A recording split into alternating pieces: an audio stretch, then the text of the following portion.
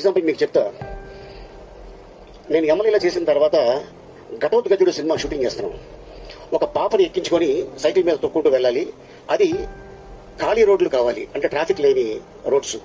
Traffic లేని roads అంటే ఎక్కడ ఉన్నాయంటే అది మాదాపూర్ హైటెక్ సిటీ దగ్గర. ఆ సినిమా చూడండి మీరు, ఘటోత్కచుడు. అక్కడే పాపని ఎక్కించుకొని సైకిల్ తొక్కుంటూ ఖాళీ రోడ్ అది.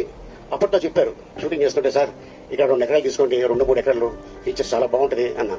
కాకపోతే అక్కడ అన్ని రాళ్ల కొట్లారు.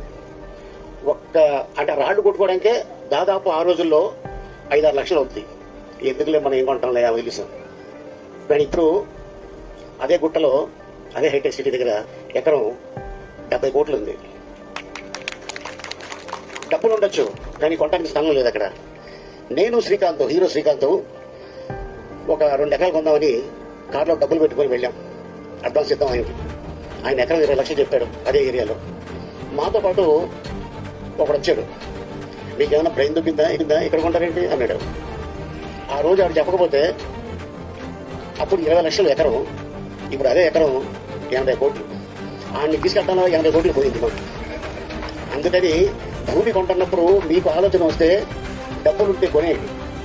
ఎవరికి చెప్పొద్దు. ఎవరికైనా చెప్తే వాడు డెఫినెట్ గా ఏదో వంట పెడతాడు. మనకి లేనిపోయింది